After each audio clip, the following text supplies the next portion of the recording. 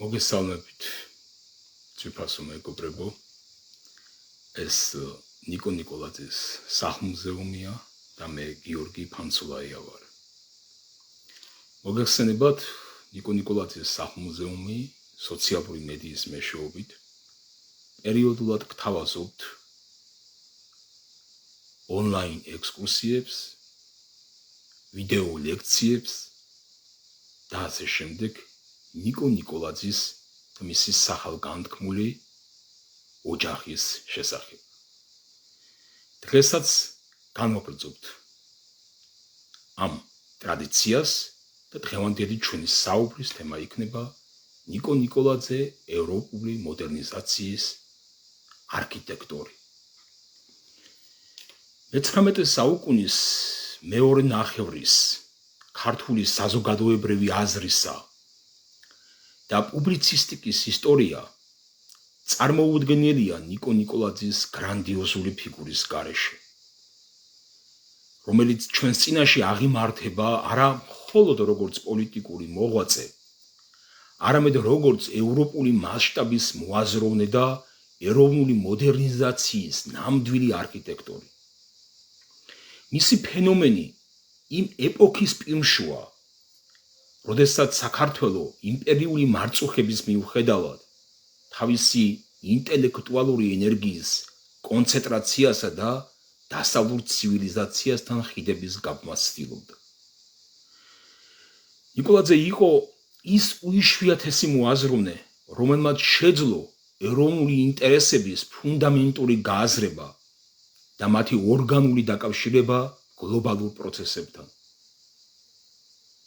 რითაც საფუძველი ჩაუყარა ქართულ პრაგმატულ სახელმწიფოებრივ აზროვნებას. მისი ცხოვრების გზა პეტერბურგის ანტიიმპერიული რევოლუციური წრეებიდან ევროპის ინტელექტუალურ ცენტრებამდე და შემდეგ ფოთის ჭაობების დაშრობამდე არის ერთი მთლიანი დაუნდობელი ბრძოლა ქვეყნის ტრანსფორმაციისთვის, სადაც თითოეული ნაბიჯი ნაკარნახევი იყო რწმენით, რომ საქართველო მხოლოდ მაშინ გადარჩებოდა, თუ იგი ევროპული ოჯახის სრულუფლებიანი, ეკონომიკურად ძლიერი და განათლებული წევრი გახდებოდა. ნიკოლაძის იდეური ფორმირების პროცესში გარდამტეხი აღმოჩნდა პეტერბურგული პერიოდი, კერძოდ 1860-იანი წლების დასაწყისი, როდესაც რუსეთის იმპერიის დედაქალაქი რევოლუციური დუღილისა და ახალგაზრდული პროტესტის ეპიცენტრი გახლდათ. სწორედ აქ, პეტერბურგის უნივერსიტეტის კედლებში, ნიკოლაძე გიორგი წერეთელთან და სხვა თანამოაზრეებთან ერთად მოექცა ნიკოლოზ ჩერნიშევსკისა და რუსი დემოკრატების წრის მძლავრი იდეური ზემოქმედების ქვეშ. ეს იყო ეპოქა, როდესაც თერგდალეულთა პირველი ტალღა იწყებდა თავის მოღვაწეობას და ნიკოლაძე მათ შორის ყველაზე პრაგმატული და თანმიმდევრულიც აღმოჩნდა. თუმცა არც სხვა თერგდალეულებს აკლდათ ეს თანმიმდევრულობა. როგორც ისტორიული წყაროები გვიმოწმებენ, იგი აქტიურად ჩაება სტუდენტურ მოძრაობებში, რის გამოც არაერთხელ გახდა რეპრესიების მსხვერპლი. მისი კავშირი ჩერნიშევსკისთან არა მხოლოდ ფორმალური იყო, ეს იყო საერთო ხედვა სოციალური უსამართლობისა და მონობის წინააღმდეგ ბრძოლისა. თუმცა ნიკოლაძის გენია იმაში მდგომარეობდა, რომ მან რუსული რადიკალიზმი გამოიყენა მხოლოდ როგორც მეთოდოლოგიური სკოლა, რათა შემდეგ ეს ენერგია საკუთარი ქვეყნის ეროვნული თვითმყოფადობისა და სოციალური განთავისუფლებისათვის მიემართა. მისი მოგონებებიდან ნათლად ჩანს, რომ პეტერბურგში ყოფნისას ილია ჭავჭავაძის გარშემო შეკრებილი ქართველი ახალგაზრდობა სწორედ იმ იდეალებს ეწაფებოდა, რომლებმაც მოგვიანებით სრულად შეცვალეს საქართველოს მომავალი. ნიკოლაძისთვის ეს პერიოდი იყო ინტელექტუალური წვრთნის არენა, სადაც ჩამოყალიბდა მისი როგორც მებრძოლი პუბლიცისტისა და რეფორმატორის ხასიათი. ევროპული ოდისეა ნიკო ნიკოლაძისთვის იქცა იმ უნიკალურ შესაძლებლობად, რომ პირისპირ შეხვედროდა ეპოქის უდიდეს მოაზროვნეებს და უშუალოდ დაკვირვებოდა დასავლური დემოკრატიის მუშაობას. ციურიხი, ჟენევა, პარიზი გახდა მისი მეორე უნივერსიტეტები.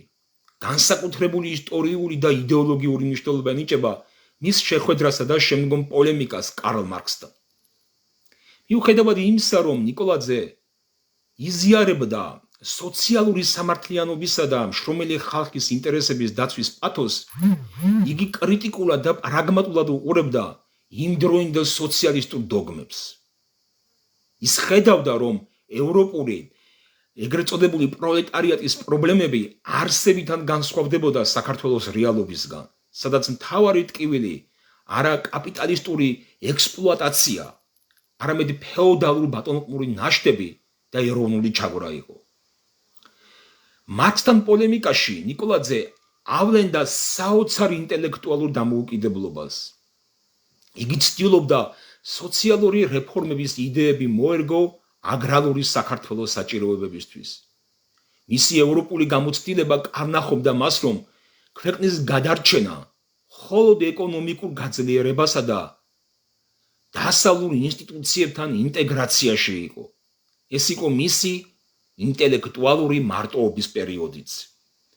რადგან იგი ხშირად უფრო შორს იყურებოდა, ვიდრე მისი თანამედროვენი და ხედავდა იმ საფრთხეებს, რომლებსაც ბრმა რევოლუციონიზმი უქადდა მცირეერებს. ნიკოლაძის პუბლიცისტური ნიჭის ერთ-ერთი ყველაზე ბრწყინვალე და ნაყოფიერი გამოვლინება იყო მისი მჭიდრო თანამშრომლობა ალექსანდრე გერცენის კოლოკოლში. 1865 წელს აქ გამოქვეყნებულმა მისმა წერილმა გლეხთა განთავისუფლება საქართველოში ნამდვილი გადატრიალება მოახდინა საზოგადოებრივ აზროვნებაში. მკვლევარ გიორგი აბზანიძის სიტყვებით, ამ პერიოდში ნიკოლაძე საქართველოს სოციალურ-პოლიტიკური პრობლემების სოფლიო ასპარეზზე გამტანად გვევლინება. ზემოთხსენებული ავტორი აანალიზებდა რა ოსმალეთის ომის შემდგომ შექმნილ ურთულეს ვითარებას და გლეხობის საკითხს განიხილავდა როგორც ქვეყნის სტაბილურობის გარანტს. გიორგი აბზანიძის თქმით, ამ საკითხმა თავიდანვე მისი სოციალური ხასიათის მიუხედავად პოლემიკური ბალანსის ხასიათი მიიღო. ეს ციტატა საუკეთესოდ გამოხატავს მის ხედვას. სოციალური რეფორმა არ არის მხოლოდ ეკონომიკური აქტი. ის არის პოლიტიკური გადარჩენის საშუალება.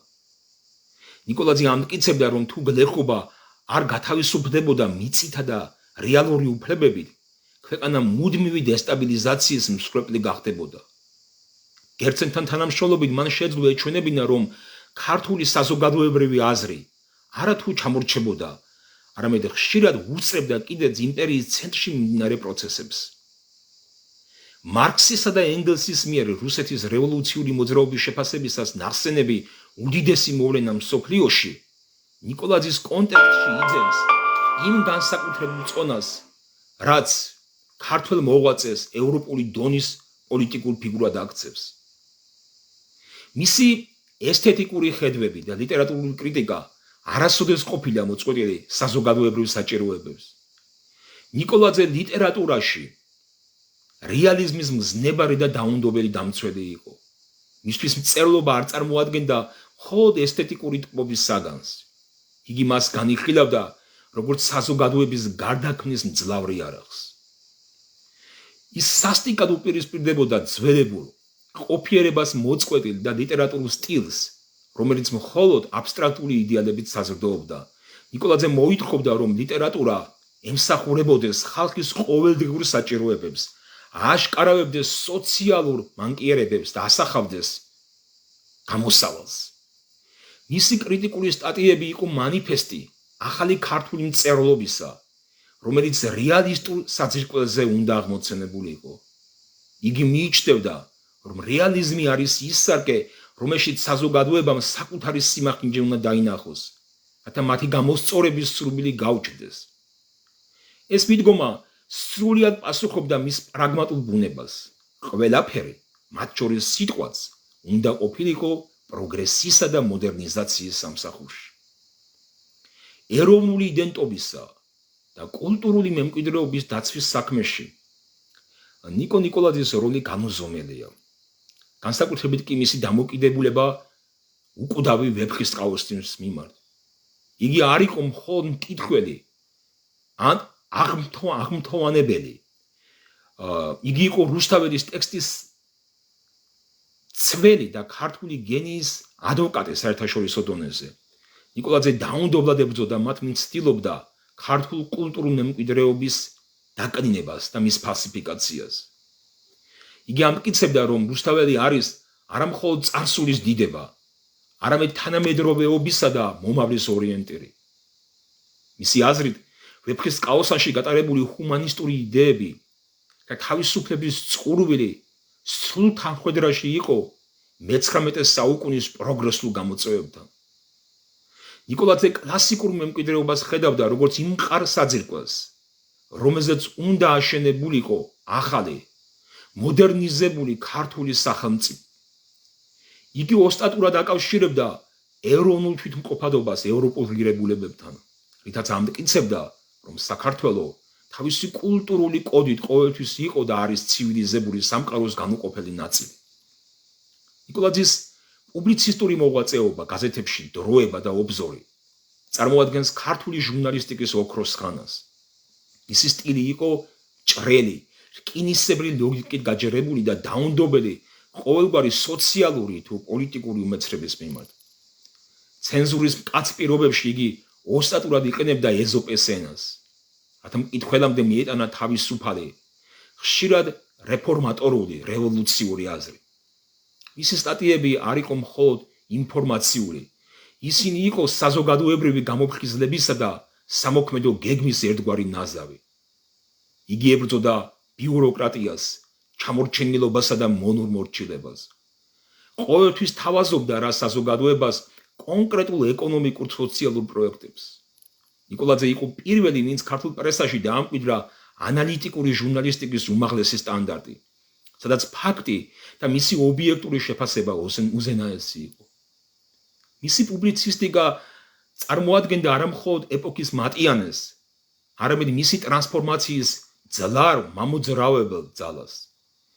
თეორიული ხედვების პრაქტიკული რეალიზაციის უბადლო მაგალითი ნიკოლაძის მოღვაწეობა ფოთის ქალაქის თავის პოსტზე. სწორედ აქ გამოჩნდა მისი როგორც ევროპელი პრაგმატიკოსის მთელი სიდიადე. მან შეძლო შეუძლებელი ჭაობიანი მალარიით მოცული დაბა აქცია ევროპული ტიპის თანამედროვე საპორტო ქალაქად. მისი ეკონომიკური პროექტები, რომლებიც სათავეს იღებდა ჯერ კიდევ მე-19 საუკუნის 60-იანი წლების სოციალური რეფორმების გაზრებიდან, ფოთში კონკრეტული ხორჩშესხმას პოულობდა. რკინიგზის მშენებლობა, ნავსადგურის მოდერნიზაცია და ქალაქის დაგეგმარება პარიზის ქალაქგეგმარებითი რუკის მიხედვით ემსახურებოდა ერთ დიდ მიზანს. ფოთი გამხდარიყო საქართველოს ევროპული კარიბჭე. ნიკოლაძისთვის ფოთი იყო პატარა მოდელი იმ საქართველოსი, რომელზეც იგი ოცნებობდა, შრომის მოყვარე, ეკონომიკურად დამოუკიდებელი და მსოფლიო სავაჭრო სისტემაში ჩართული ქვეყნისა. მან პრაქტიკულად აჩვენა, რომ ევროპული მართვის სტილს, ცოდნასა და პატრიოტიზმს შეუძლია უმოკლეს დროში შეცვალოს ქვეყნის ბედი. მისი მოღვაწეობა ფოთში იყო პასუხი ყველა იმ სკეპტიკოსისათვის, ვისაც არ ჯეროდა, რომ ქართულ ნიადაგზე პროგრესის დანერგვა შესაძლებელი იყო. ნიკო ნიკოლაძის ცხოვრება და მემკვიდრეობა არის დაუღალავი შრომის, ინტელექტუალური გამბედაობისა და ურყევი ოპტიმიზმის საუკეთესო მაგალითი. მისი ანდერძი მომავალი თაობებისთვის დღესაც ისეთივე აქტუალურია, როგორც საუკუნის წინ. საქართველო მაშინ შეინარჩუნებს თავისუფლებას, თუ იგი იქნება განათლებული და ეკონომიკურად ძლიერი. მისი იდეები სცილდება დროსა და სივრცეს, რადგან ისინი ეფუძნება პროგრესის კანონებს. ნიკოლაძე დარჩა სიმბოლოდი იმისა, რომ დიდ მასშტაბებსა და ცვლილებებს ქმნიან არა გარემოებები, არამედ პიროვნებები, რომლებსაც შესწევთ ძალა საკუთარი ერის ტკივილი მსოფლიო პროგრესის ენაზე ამეტყველონ. მისი მემკვიდრეობა არის ის გზამკვლევი, რომლითაც საქართველომ უნდა იაროს მომავლისაგან, რათა საბოლოოდ დაემკვიდროს კუნთფლილი ადგილი ცივილიზებულ ერთაშორის. ნიკო ნიკოლაძის ფენომენი არის დასტური იმისა, რომ ქართული გონება ყოველთვის იყო მოდერნიზაციის ავანგარდში და სწორედ ეს ენერგიაა ჩვენი ეროვნული გადარჩენის მთავარი გარანტი. დღეისთვის მხოლოდ ამის თქმით შემოვიფარგლებით, თუმცა ამ და სხვა საკითხების შესახებ დაუსრულებლად შეიძლება საუბარი. ვთხოვთ თვალყური მიადევნოთ ნიკო ნიკოლაძის სახლ-მუზეუმის სოციალურ მედიას, Facebook გვერდს, Facebook ჯგუფს, YouTube არხს და რაც თავარია გვეწიოთ ნიკო ნიკოლაძის სახლ-მუზეუმში. და მინდა უმორჩილესად გთხოვოთ, უფრო კარგად და სიღრმისეულად გავეცნოთ ნიკო ნიკოლაძის ცხოვრებასა და მოღვაწეობას და მის პუბლიცისტურ მემკვიდრეობას, საიდანაც სადღეისო გაკვეთილების მიღება კვლავაც შეგვიძლია. გმადლობთ ყურადღებისათვის.